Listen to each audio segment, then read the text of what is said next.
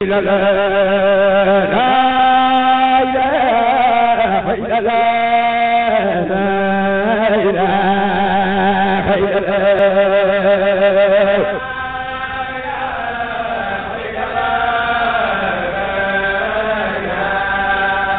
la la la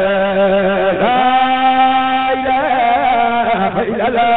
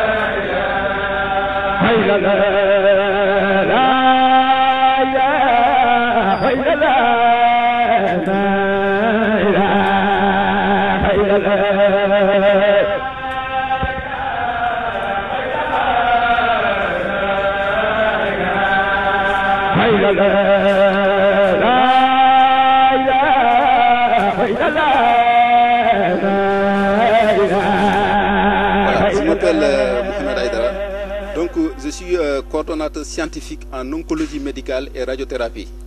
Voilà. Alhamdoulilah, dans le cadre de cette activité d'aujourd'hui qui est organisée par l'ONG internationale As-Sidq wa Sadiqin, c'est un grand honneur d'être là. Et pour présenter l'ONG, en fait, les associations qui s'agrandissent jusqu'à devenir des organisations non gouvernementales, ce sont des prolongations des activités des gouvernements.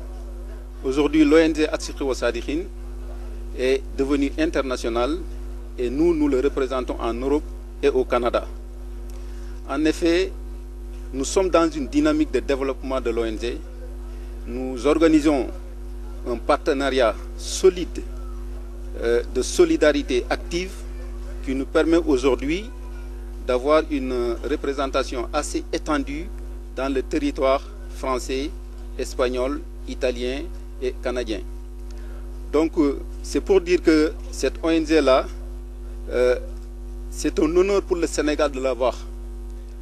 Parce qu'arriver à organiser une journée comme ça, qui est une journée de consultation médicale gratuite, où on rencontre des médecins de plusieurs spécialités, du personnel de santé, des sages-femmes jusqu'aux professeurs. Et aussi où on rencontre des patients qui viennent consulter ces professionnels de santé-là. Je pense que c'est une opportunité dans un pays où 46% de la population s'estime être pauvre et où aussi 85% des patients ne vont pas consulter un médecin dans les 15 jours. Donc, cette journée-là permet à la fois de rendre disponibles les services de santé, mais aussi de rendre accessibles ces services de santé-là aux patients. Donc, avoir une journée comme ça, c'est aussi bien bénéfique pour les personnels de santé, mais aussi pour les patients. Dans le monde en mouvement aujourd'hui, il est extrêmement important de créer un réseau. Donc, ce réseau-là, pour nous, aujourd'hui, ici, c'est d'abord à partir des professionnels de santé. Parce qu'il y a beaucoup de professionnels de santé qui sont là aujourd'hui. En dehors de cette journée-là, peut-être ils ne se rencontrent pas très souvent. mais aussi au niveau des patients. Les patients qui viennent ici ont l'opportunité d'être consultés par des professionnels de santé qui, en fait, si ce n'est pas cette journée-là, ce serait un peu difficile pour que ces patients-là aient accès à ces professionnels de santé-là. Donc ceci a un intérêt double. Le premier intérêt au niveau du patient, c'est que ça lui permet quand même d'avoir accès aux services de santé. Deuxièmement, au niveau de la société, parce que c'est un impact de développement de la société. Donc, l'éducation à la santé, rendre accessibles les services de santé à la population, tout cela se résume à cette journée-là. Donc, nous sommes très heureux de participer et nous sommes en développement aussi en Europe parce que nous, comme je l'ai dit tout à l'heure, nous créons des partenariats avec des institutions internationales, mais aussi avec des mairies, avec les États. Parce qu'un ONG est au-delà des États. Un ONG peut englober plusieurs États. Alors que le gouvernement, peut-être, il n'a pas accès, il n'a pas les moyens, dans un temps limité, d'avoir accès à certaines zones. Donc ce sont les associations et les ONG qui peuvent le remplacer là-bas. Donc on s'ouvre aussi pour dire aux ONG que nous sommes un pilier de développement local.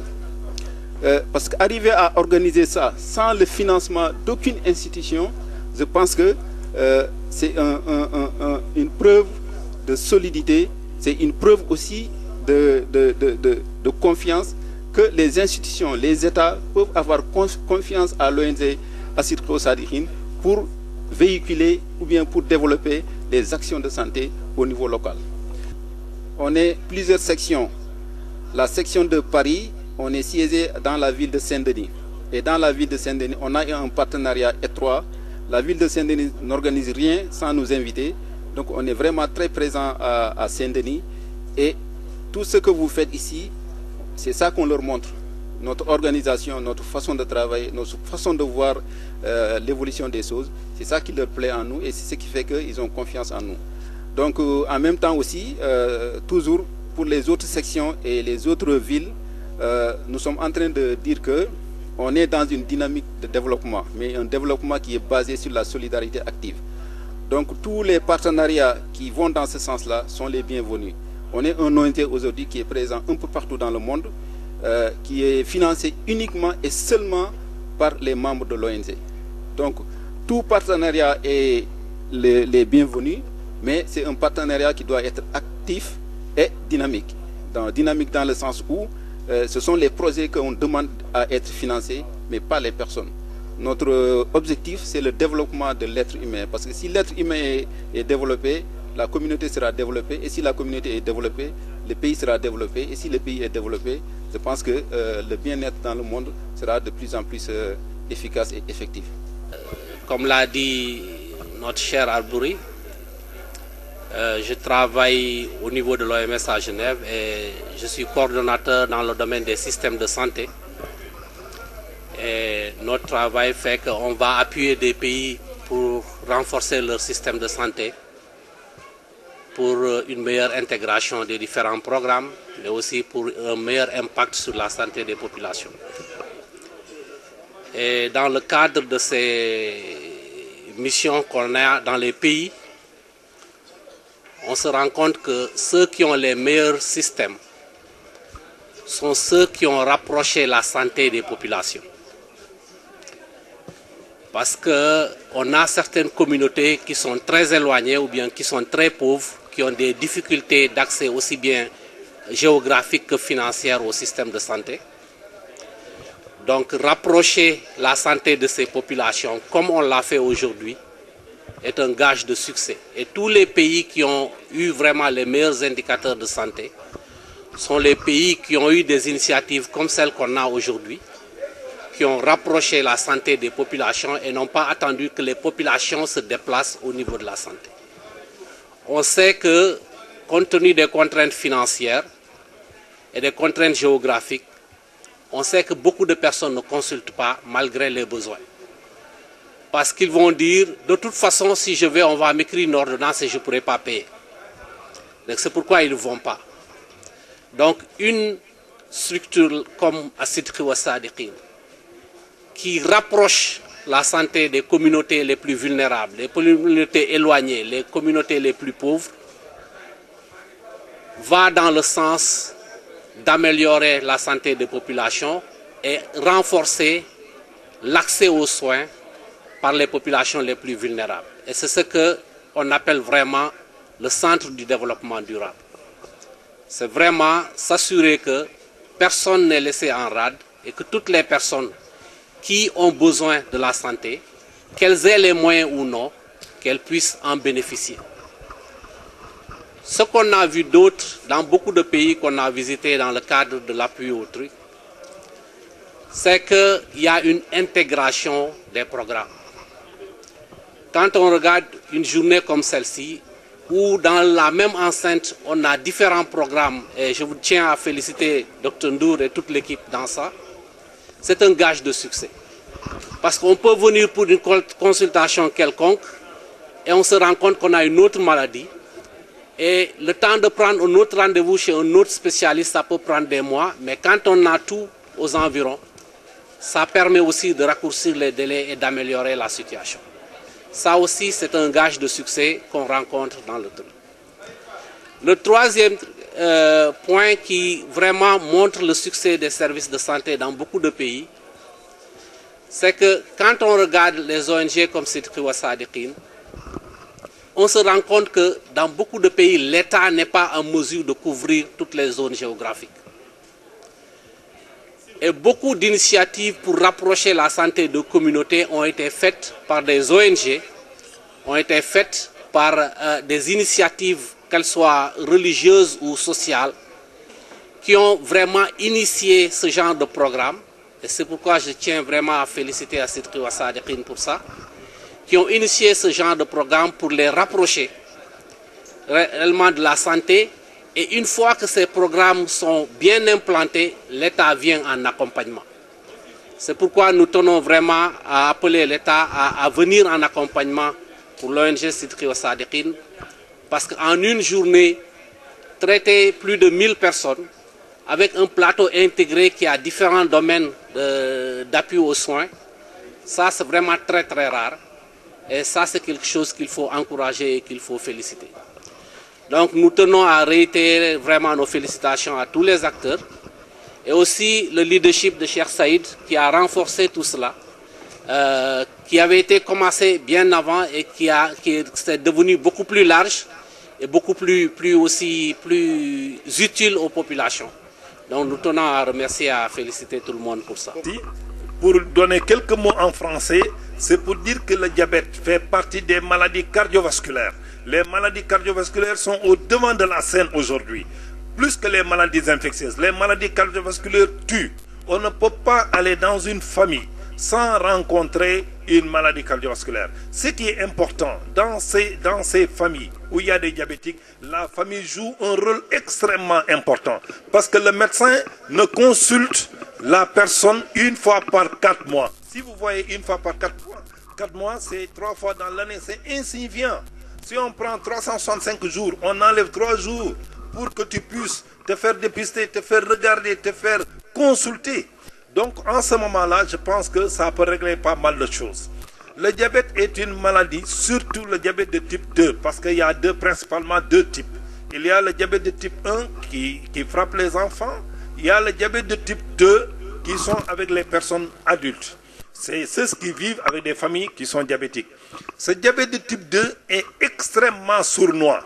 Ça peut se manifester par des signes, mais aussi chez des personnes, ça peut passer inaperçu. Et c'est ça qui est tout à fait dramatique. Ce qui est important, c'est qu'il faut soigner ces maladies cardiovasculaires, comme à l'endroit du ministère de la Santé qui déploie des moyens extraordinaires dans ce domaine et qui fait des prouesses extrêmement importantes.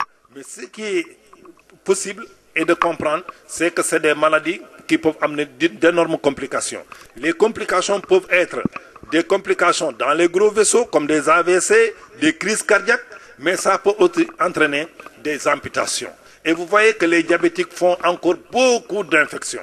Donc, c'est la raison pour laquelle, pour éviter toutes ces complications qui peuvent être invalidantes dans une famille, il faut aller se faire dépister. C'est la première chose. Si vous êtes diabétique, il faut aller gérer et voir les médecins pour faire des consultations de façon pérenne et quotidienne. Autant les personnes qui ne sont pas diabétiques, qui ont un taux de sucre entre 1,11, 1,10 jusqu'à 1,25 g, ceux qui ont des glycémies qui avoisinent ces éléments-là, ce sont des gens qui peuvent être potentiellement diabétiques. Et c'est le lieu de faire la prévention à ce stade-là pour que ces personnes-là ne doivent pas être diabétiques. Et c'est l'intérêt de ces journées. Et on est extrêmement touché par ça parce que c'est une bonne action de santé publique. Parce qu'on dit pour développer un pays, il faut commencer par le plus bas. Il faut commencer par ses maigres moyens. Il ne faut pas attendre pour faire. On peut toujours faire en changeant des comportements. On peut toujours faire en faisant une activité physique. L'activité physique, c'est chacun doit faire ce qu'il a envie de faire et ce qu'il peut faire.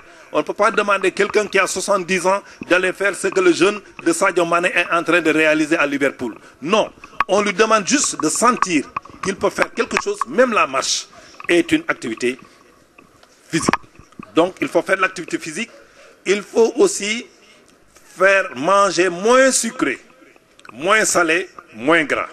Changer de comportement et aller sur les jeunes, surtout nos enfants, leur inculquer de bons comportements. C'est en gagnant ce pari-là chez les enfants qui vont devenir adultes qu'on va gagner le pari de diminuer l'incidence ou le taux, la prévalence du diabète et des maladies chroniques.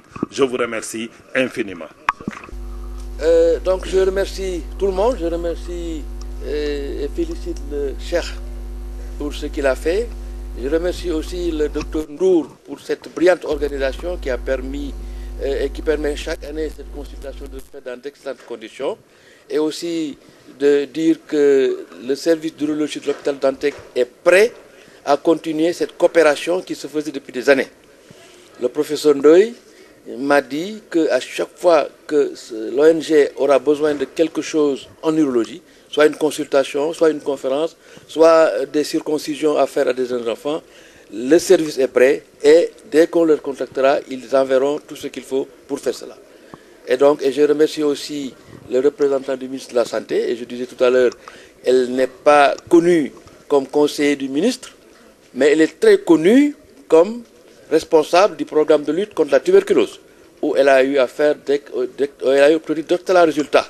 En particulier, le traitement de la tuberculose est gratuit dans tout le pays. Même les formes résistantes qui nécessitent des antibiotiques qui coûtent très cher sont actuellement prises en charge par ce programme-là. Et donc, je le remercie, elle mérite vraiment les remerciements et les félicitations de tout le monde. Et enfin, je disais tout ça au professeur qui a représenté le professeur Nourtal, que le professeur Nourtal n'aurait pas pu faire une conférence plus complète que celle qu'il a faite. Il a parlé de tout, il a parlé de la prévention. Et donc, je pense que si tout le monde suit ce qu'il a dit aujourd'hui ici, manger moins salé, moins sucré, moins gras, et ça va influer sur la prévention des maladies. Voilà ce que j'avais à dire sur ça, et je remercie encore une fois le Cheikh pour son efficacité. I just wanted to congratulate Sheikh Said and all the team here for this incredible day, because access to health is something very difficult in settings like this one, where most people are poor and they have limited access to geographic and also to financial means to access to the population and to access to the health services. So bringing health to the community is really a sign of success of the health system, because most of the people have difficulties to really go to the health centers because of financial difficulty, geographical difficulty. Now bringing health to them is a way to increase access for the most vulnerable population. And this initiative is something that we have to encourage and to support. I would like to call the government and all international people to come closer to this NGO, because making sure that there is sustainability in this process, making sure that all those people who are here can benefit from the health and can benefit from the support, and also a medical system that integrates different sectors of health urology, medicine, general medicine, dental care, eye care, and all of this in a very small setting, in a very difficult, hard to reach area, or in a poor setting. These kind of initiatives are something that we need to encourage in all systems and in all countries. And I would like to call also the government to support this kind of initiatives. Thank you very much. Voilà, donc je suis venue apporter les salutations, les encouragements et les remerciements de Monsieur le ministre de la Santé, Abdoulaye Diouf Sarr, pour les actions de proximité que le Cheikh Saïd Sall est en train de perpétuer dans cette localité depuis des années. Ce sont des actions de proximité qui permettent aux populations d'avoir accès aux services essentiels. Ces services essentiels, ce sont des services de dépistage, des services de prévention et des services curatifs. Et aujourd'hui, nous savons que la santé publique a besoin de la contribution de tout le monde. C'est vrai, le ministère de la Santé a des structures de santé au niveau de chaque localité. Il y a des médecins qui sont là-bas, il y a un corps paramédical, mais il y a le secteur privé qui contribue et il y a les communautés qui contribuent. Donc si on voit au niveau de la communauté un chef religieux s'investir sur les actions de santé, permettre à sa communauté d'avoir accès à ces services essentiels, nous ne pouvons que le remercier et l'encourager parce que les populations en ont besoin. Et c'est aussi une opportunité pour renforcer le système de santé. Dr Diallo de l'OMS l'a dit tout à l'heure. Aujourd'hui, toute initiative qui rapproche les soins des populations est la bienvenue dans nos systèmes. Parce que nous avons plusieurs facteurs qui peuvent empêcher l'individu malade d'aller vers la structure de santé. Et si on a des instances sanitaires comme celle-là, qui permettent aux populations de venir se dépister, se soigner gratuitement, donc avec la participation des mécènes, donc ça c'est une excellente initiative pour les populations et aussi c'est vraiment une intervention qui fortifie le système de santé. Donc c'est une chère, Monsieur le ministre m'a demandé de vous dire que il vous donne en tout cas toute sa disponibilité, tout son engagement à vous accompagner dans ces actions. Parce qu'aujourd'hui, nous avons beaucoup de maladies. Nous avions avant les maladies transmissibles, sida, tuberculose, paludisme. Aujourd'hui, il y a beaucoup d'actions qui sont en train d'être faites au niveau de ces maladies. Mais il y a aussi une recrudescence d'une catégorie de maladies que Dr Sow vient de citer tout à l'heure, et même professeur Aliba, ce sont les maladies chroniques qui sont là, les insuffisants rénaux, le diabète, l'hypertension artérielle, et la population est en train de payer un lourd fardeau de cela. C'est pourquoi c'est devenu une priorité au niveau du ministère de la Santé, et toute action aussi concourant à lutter, à prévenir ces affections est bien sûr la bienvenue au niveau de la communauté et au niveau de nos instances de base au niveau du ministère de la Santé. Donc nous sommes en tout cas très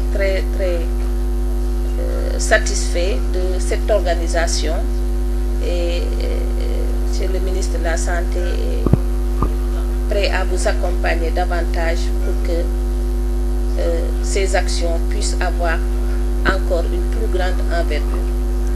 Donc je vous remercie.